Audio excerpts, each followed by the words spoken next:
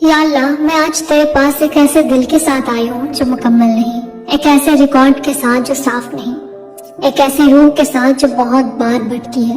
میں نے تجھے اتنا مایوس کیا جتنا گننا بھی ممکن نہیں، پھر بھی تو نے مجھے اس رات تک پہنچنے دیا۔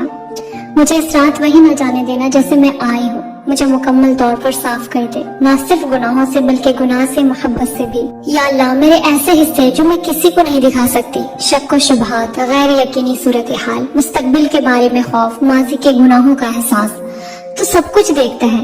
اگر میں اندر سے ٹوٹ رہی ہوں تو مجھے سنوار دے، اگر میں کھو گئی ہوں تو مجھے رہنمائی دے، اگر میں کمزور ہوں تو مجھے مضبوط کر دے۔ میرا کوئی پناہ گاہ نہیں سوائے تیرے۔ یا اللہ، اگر میں تیرے سے دور ہو گئی ہوں تو نرمی سے واپس لا، اگر میرا دل سخت ہو گیا ہے تو اپنی یاد سے نرم کر دے، اگر میں نے دنیا کو تیری جگہ بہت بار چنا ہے تو مجھے معاف کر دے اور میری ترجیحات درست کر دے، دنیا میرے دل میں آخرت سے بڑی نہ ہو جائے۔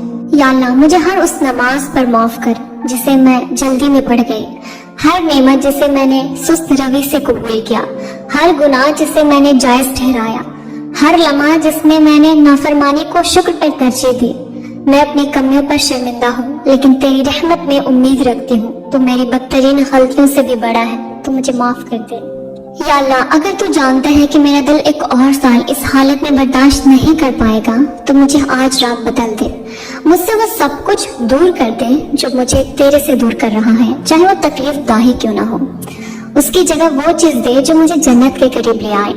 یا اللہ، میرے والدین کو ایسی معافی عطا فرما جو آسمانوں تک پہنچے، ان کے جسموں کو صحت دے، اور جب وہ تیرے پاس لوٹے تو ان کے قبر میں نور بھر دے۔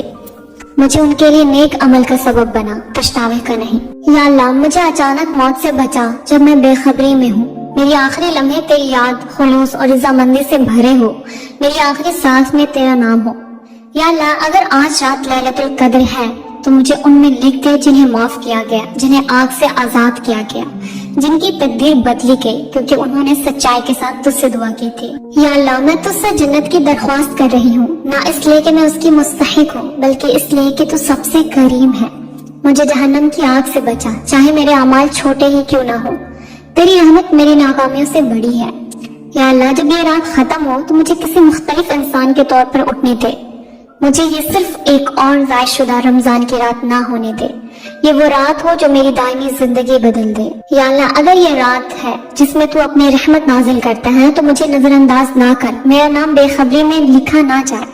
میں تیرے دروازے پہ کھڑی ہوں صرف امید کے ساتھ، میرے اعمال چھوٹے ہیں، میرے گناہ بہت بڑے ہیں، لیکن میرا تجھ پر بھروسہ سب سے بڑا ہے۔ اگر تو مجھے آج رات معاف کر دے تو کوئی اس پر سوال نہیں کر سکتا، اگر تو مجھے قبول کر لے تو کوئی مجھے رد نہیں کر سکتا۔ یا اللہ، مجھ پر رحم کر، مجھے معاف کر، مجھے ایک ایسے بندے کے طور پر دیکھ جو تجھے بے حد مشتاق ہے، اور مجھے اس رات خالی نہ جانے دے۔ یا اللہ، ہمارے تمام گناہوں کو بخش دے۔ یا میرے رب، اگر میرے گناہوں کی وجہ سے جہنم کے ساتوں دروازے بھی میرے منتظر ہیں، تب بھی میری امید تیری رحمت سے بڑی ہے، تو مجھے اس آگ سے دور کر۔ اے اللہ، تو رحیم ہے، تو کریم ہے، ہمارے لیے اپنی رحمت سے جنت کے 8 دروازے کھول دے تاکہ ہم تیری رضا والی بن جائے۔ یا اللہ، ہم کمزور ہیں، ہمیں دجال کے فتنوں سے اور دنیا کی ہر ظاہری و باطنی فتنے سے محفوظ رکھ۔